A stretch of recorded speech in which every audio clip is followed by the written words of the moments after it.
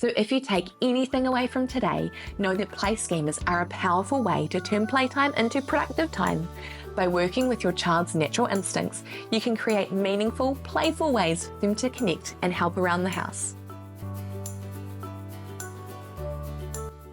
Kia ora, hello, I'm Ruth Verco, a teacher turned mum here on a mission to demystify child's play through understanding play schemas. If you've ever found yourself asking, why is my child doing that? Whether it's throwing their soft toys, hiding stones around the house, or lining up their crayons, then you're in the right place, and certainly not alone. Here, we'll explore the magic of play through the lens of play schemas, those hidden, repeated patterns in your child's behaviour that holds the key to unlocking more meaningful play and connection.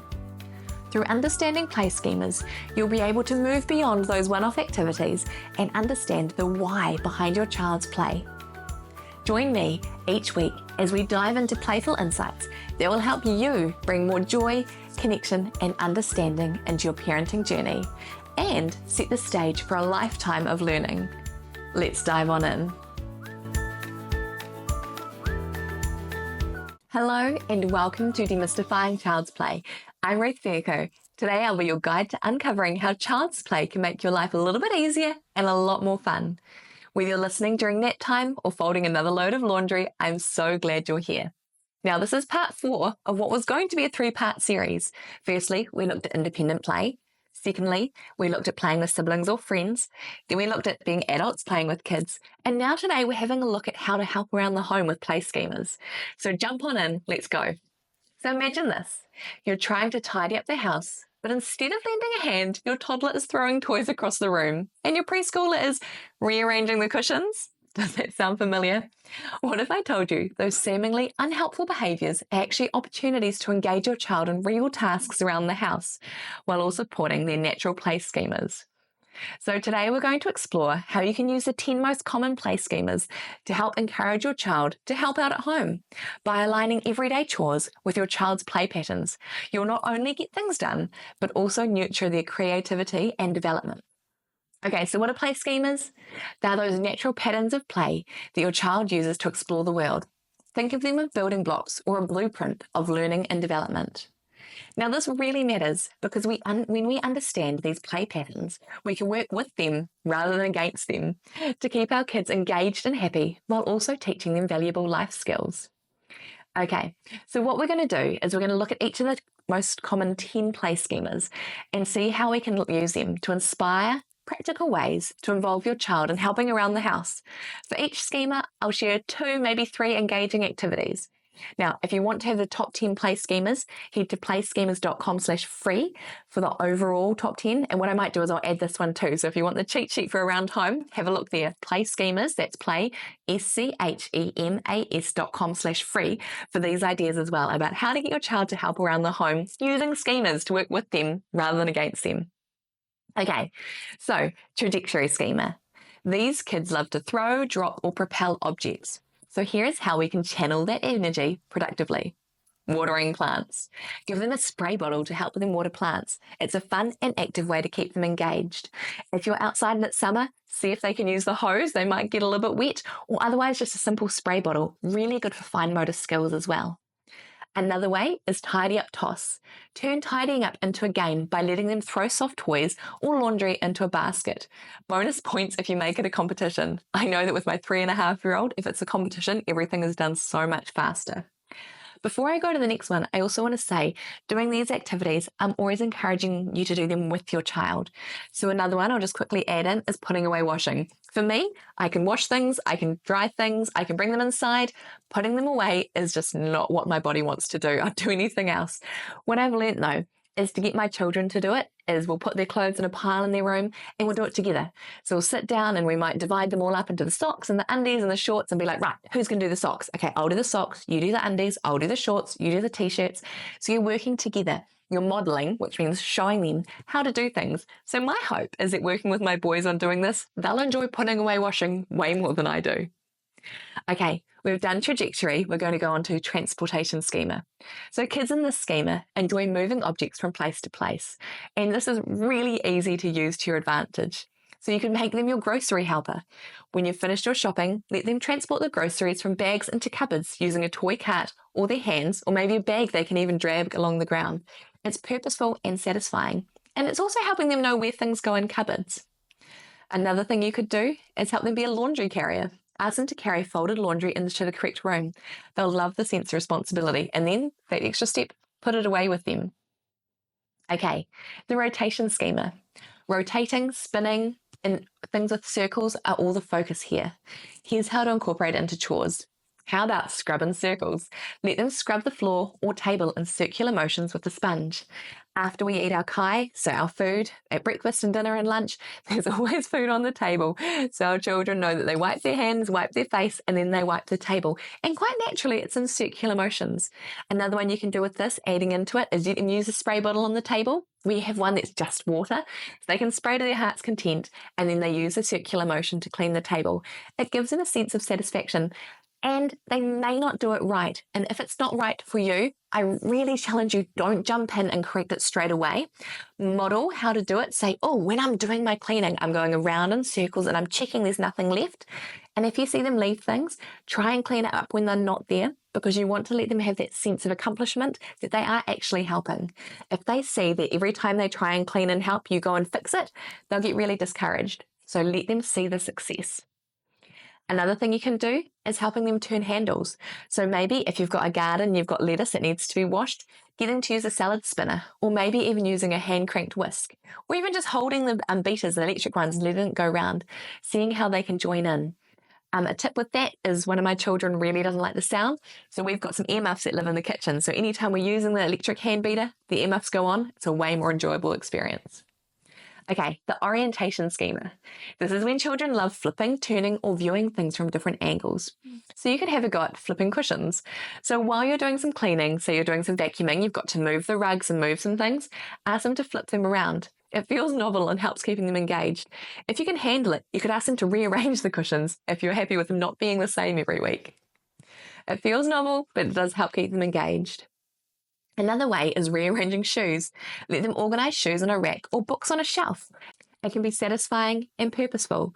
For us, we have shoe cupboards, and what I've started getting my son to do is we've got our younger and older ones sharing a cupboard at the moment, but of course, every now and then they just get chucked in and all mucked up. So we have a go at putting them back in the right section and seeing which shoes they actually fit or not anymore, because our kids at this age grow very fast. Okay, the positioning schema. Kids who love arranging and lining things up will enjoy these tasks. One is setting the table. Invite them to line up cutlery and arrange plates or glasses. It's a great way to teach them order and care, and a great way to encourage you sitting together as a family to have a meal. I really encourage you, if you can, don't let your kids just eat on their own. Even if it's only one of the adults, sit with them, talk about their day, enjoy that time together. Another way to position is with the soft toys or their hard toys. Ask them to position their toys or blocks in a specific order during cleanup time. It could be on the shelf, that the shelf looks different every week. As long as they're helping, let them do it. Okay, the transformation schema. These kids love seeing things change, and this is a really good one to use in the kitchen. So, making batter. Let them mix ingredients and watch it transform into the batter. So it could be muffins, could be cakes, could be fritters, anything. You could do some baking. Now, one thing again I'll say is when you bake with kids, be expectant that there'll be a bit more mess and it'll take a little bit longer. So factor that in. If you're trying to rush through and if you're trying to keep things pristine, clean, that's when the frustration will come in. If you just relax a bit, it will be a lot easier. And know that as they get older and as they do it more, it does get less messy and it does get easier. My child, who's 3.5, can now break eggs and cut butter and put things in the microwave. He can do so many tasks on his own with just a little bit of guidance. If I tried to give it to him today with no prior experience, he wouldn't be able to do that. So the more you do it, the easier it becomes. Another great job is mashing potatoes. Hand them the masher and let them transform the boiled potatoes. You really can't go wrong with this one, and it's quite satisfying. It's also a really good task that can keep them entertained for a while they're really helping with the family, but it gives you the chance to do other tasks too. They will love seeing the change. And then, if they don't normally eat mashed potato, it might help them eat it. Okay, the connection schema. For kids who love joining or linking objects, you could try these ones. They could seal envelopes. Now I can hear you thinking, who sends letters anymore? But we are currently in a stage where our child is loving receiving letters, so we're really encouraging them to send ones too. So have them tape or glue the envelopes. Another one is tying up ribbons. You can involve them in tying ribbons and strings around parcels or gift bags, or maybe when you're tidying up, you can get them to connect things together as they move them around the house. So what comes after the connecting schema? The disconnecting schema. So this is where they pull apart or separate items. This can be hard sometimes when you're wanting them to tidy up and they're wanting to pull everything out. But what you can do is get them to peel stickers. If you're like us, a lot of our fruit comes with stickers on them, which is really annoying. What I try and do is I try and remove these stickers when I get home from the shopping so that they don't stick on them and they get lost everywhere. This is a great job for them to do. Ask them to peel off the stickers or remove labels. Or you could get them to sort laundry. Let them separate socks or sort laundry into pile by colour. And if they haven't been folded yet, they can do the throwing of it as well as the disconnecting. Okay, the enclosure schema. These kids love placing things inside boundaries and have a good tendency for tidying up. So one real easy way is get a box and get them to fill it. Have a box that can be your tidy up box and get them to place toys or items into them to either move back to the right place or to be put away. Another way is you could get them to build a fort.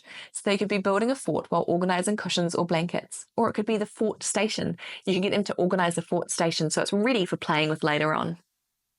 Okay, the enveloping schema. This is where children love wrapping or covering objects. Try these tasks. You could get them to wrap up toys, books, or sandwiches for a picnic. Or you could get them to fold laundry. Encourage them to fold towels or blankets, things that are simple but satisfying. Okay, so you may be looking at these ideas and thinking, my child's not going to do that. They're not going to want to help around the house. So when they resist, they might not be into it right away. If it's not something they're used to, if it's something they've just seen you do or not seen at all if you do it after they go to bed. So keep it lighthearted and fun and keep it short and sweet. So I said at the beginning, don't just send them to their room with their washing and say, hey, put that away. Who's going to want to do that? Do it with them. Use encouragement and join in to model the task. Make sure you celebrate some small wins. Praise the efforts, no matter how small. That was a great job helping with the laundry. I saw how you carried that to your room and you started putting away before I even got there. A little praise can go a long way. So some practical tips. Make sure you're matching the task to your child's play schema for better engagement. And keep tasks short and age appropriate to avoid frustration. You can turn everyday chores into playful challenges and make it fun. So my challenge is to try something this week where your child is helping at home while using their play schema. Take a note of how they respond, and I'd love to hear it. Please share it with me, either by going to playschemas.com, you can contact me through there, or play_schemas on social media. So if you take anything away from today, know that play schemas are a powerful way to turn playtime into productive time. By working with your child's natural instincts, you can create meaningful, playful ways for them to connect and help around the house. Make sure you visit playschemas.com if you want the show notes and links from today, and playschemas.com/free for the free cheat sheet that has the top 10 play schemas, as well as I'll upload a new one that has all of these ideas as well, so you can have a quick look. If you've got a household task that I didn't cover and you'd really like to know how that could work with a schema, please let me know. Okay, as we wrap up this episode, I'm really excited about our next series. It's going to be a 6-part series looking at love.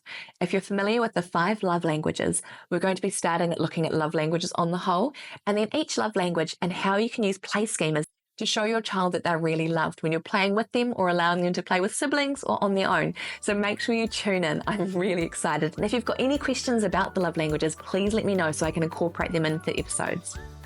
So for now, don't miss it. And make sure you remember, you say it with me, today is a great day to play.